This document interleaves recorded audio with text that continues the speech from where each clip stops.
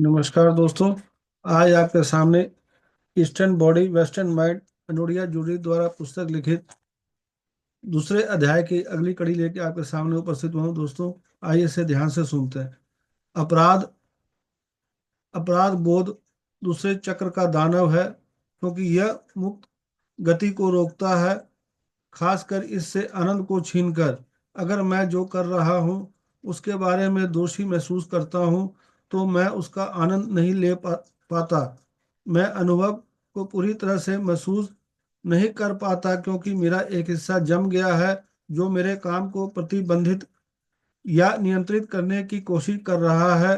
अपने वजन के साथ लगातार संघर्ष में जब भी खाता था तो दोषी महसूस करता था।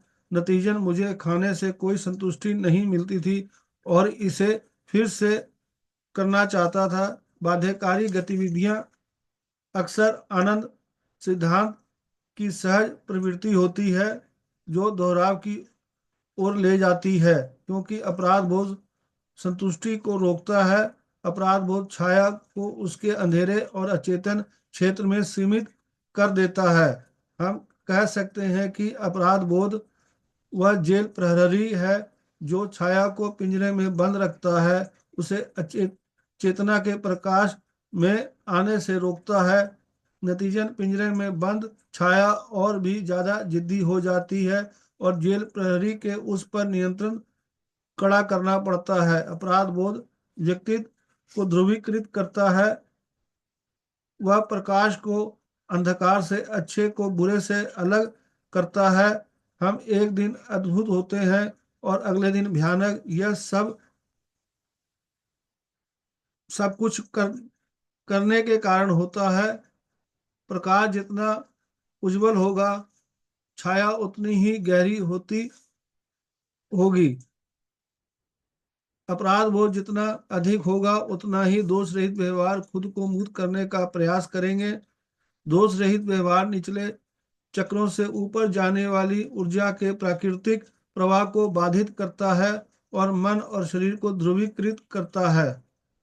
यदि हम सब एक घेरे में बैठ जाएं और अपने पापों को स्वीकार करें, तो मौलिकता की कमी के कारण एक दूसरे पर हंसेंगे। खलील जिब्रान बता रहे हैं। ध्रुवीकृत व्यक्तित्व की विशेषता या सोच से होती है। इंद्रधनुष की बहालता के बिना हम खुद को काले और सफेद विकल्पों में बंद पाते हैं। दूसरे से जुड़ाव और वास्तविकता भावना के बिना एक छोटे बच्चे को सिखाई जाने वाली नैतिकताएं काले और सफेद शब्दों में दी जाती है। यह अच्छा है, वह बुरा है। दुनिया की सीमित समझ वाले छोटे बच्चों के लिए यह काफी आवश्यक है। यहाँ रहना एक अपरिपक्व संज्ञानात्मक प्रक्रिया में रहना है। जो बच्चे सजा से डर में जीते हैं, वे इस या तो सोच में फंस जाते हैं। जाहिर वे चाहते हैं कि नियम स्पष्ट हो ताकि उसके अनुसार व्यवहार कर सकें और सुरक्षित रह सकें।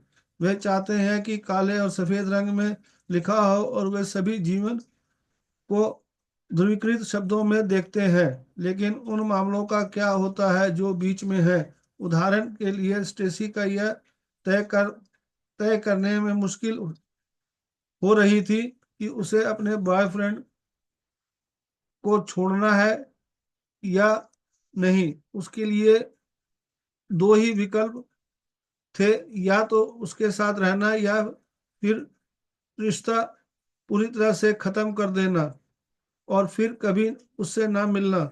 इनमें से कोई भी विकल्प उसे पसंद नहीं आया। उसे कभी नहीं लगा कि इन दो चरण सीमाओं के बीच कई विकल्प थे। वह उससे अलग हो सकती थी और उसे डेट कर सकती थी, और शायद कुछ समय के लिए दूसरे लोगों को डेट कर सकती थी। वह रिश्ता खत्म कर सकती थी, जैसा कि वह जानती थी कि और फिर से कायम कर सकती थी, क्योंकि वह अपनी नकारात्मक भावनाओं के बारे में दोषी महसूस करती थी। उसने सोचा कि उसे या उन पर पूरी तरह से काबू पाना होगा, या फिर रिश्ते से अलग हो जाना होगा। भावनाएं आमतौर पर स्पष्ट होती है। अपनी भावनाओं को पूरी तरह से स्वीकार करना, उस अस्पष्टता को स्वीकार करना है। काले और सफेद विकल्प शायद ही कभी स्वीकार्य स्वीकार्य होते हैं। अस्वीकार्य विकल्प हमें निर्णय लेने से रोकते हैं और हमें पक्षघात में फंसा देते हैं। जब हम आगे नहीं बढ़ पाते हैं तो गति का दूसरा चक्र विफल हो जाता है। जब आप या तो सोच में फंसे हुए महसूस करते हैं तो अपने कंप्यूटर को अधिक स्मार्ट बनाने के लिए फर्जी लॉजिक नामक एक नए प्रकार के गणित को बाइनरी लॉजिक में शामिल किया जा रहा है। फर्जी लॉजिक केवल बंद और चालू शून्य और एक के साथ काम करने के बजाय ध्रुवीयताओं के बीच की स्थितियों का अनुमान लगाने में सक्षम है। फर्जी लॉजिक सेब की ओर पूरे ध्रुवीयताओं के बीच के स्थानों को आधा खाया हुआ, लगभग खत्म हो चुका, लगभग पूरा या बीच में किसी भी संख्या में स्थितियों के रूप में परिभाषित करता है। ये स्थितियां आमतौर पर अधिक सटीक होती हैं और बेहतर निर्णय लेने में सक्षम बनाती हैं। अस्पष्टता का प्रभाव अस्थिर करने वाला होता है। बहुत कम लोगों को इतना साहस या शक्ति होती है कि वे विपरीतताओं के बीच तनाव को तब तक बनाए रख सकें तब तक कि एक बिल्कुल नया दृष्टिकोण सामने ना आ जाए। ऐसा इसलिए क्योंकि विरोधाभासी सत्यों को स्वीकार करने में व्यक्ति को दो टुकड़ों में विभाजित होने से बचने के लिए एक आंतरिक संतुलन बनाना पड़ता है।